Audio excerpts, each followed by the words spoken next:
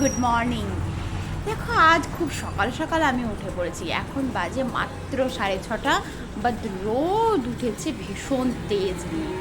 আকাশটা ভীষণ পরিষ্কার, ভীষণ সুন্দরও লাগছে, বাট রোদ দেখে মনে হচ্ছে আজকেও সেই ভালো মতো একটা গরম পড়তে চলেছে।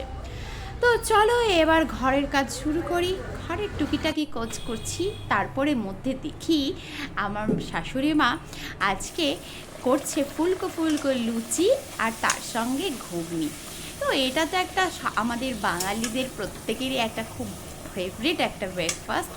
তো আজকে এই ফুলকো ফুলকো লুচি আর ঘুগনি আমাদের ব্রেকফাস্টে ছিল। তো এটা খেতেও খুব ভালো হয়েছিল। এরপর সব কাজকর্ম করে ফেলার পরে বাবুকে স্নান টান করিয়ে দিলাম। ওর সব কমপ্লিট হয়ে যাওয়ার পর ওকে ঘুম পাড়ানোর পর চলে এলাম দুপুরে রান্নাবান্না করতে।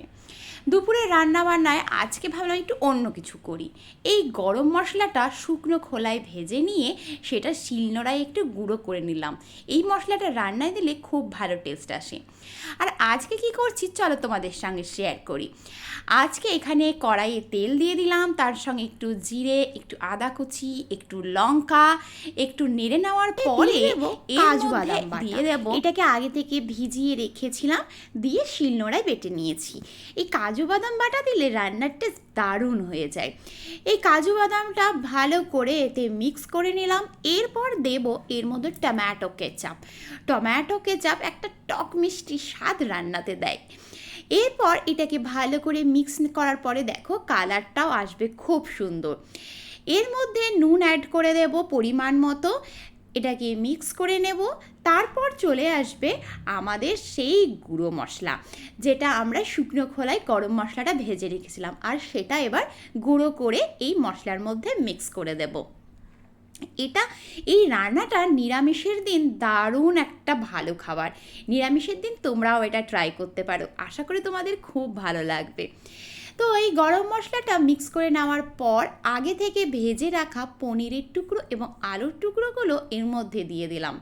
এবার এইটাকে মশলার সাথে ভালো করে মিক্স করব। আর এর সঙ্গে আমরা সাইডে একটু গরম জলও করে রেখেছিলাম।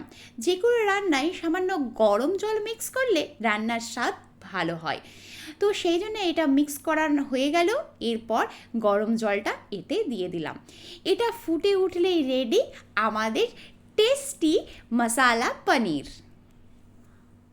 মশালা পনিরের সঙ্গে একটা রাইস আইটেম তো চাই, কিন্তু আমার মনে হলো এটা ভাতের সঙ্গে থেকে পোলাওয়ের সঙ্গে বেশি ভালো লাগবে।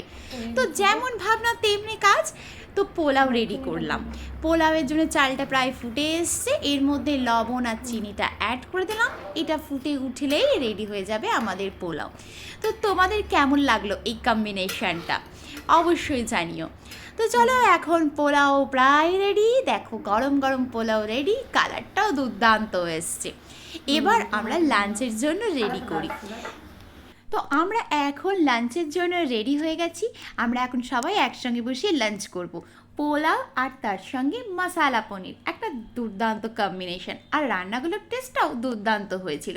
তোমাদের কেমন লাগলো এই কম্বিনেশন অবশ্যই জানিও। তো চলো আমরা লাঞ্চ করি। তোমরা সবাই খুব ভালো থেকো, সুস্থ থেকো। দেখা হচ্ছে আরও একটা নতুন ব্লগে। আর অবশ্যই আমার চ্যানেলটাকে সাবস্ক্রাইব করো। বাই।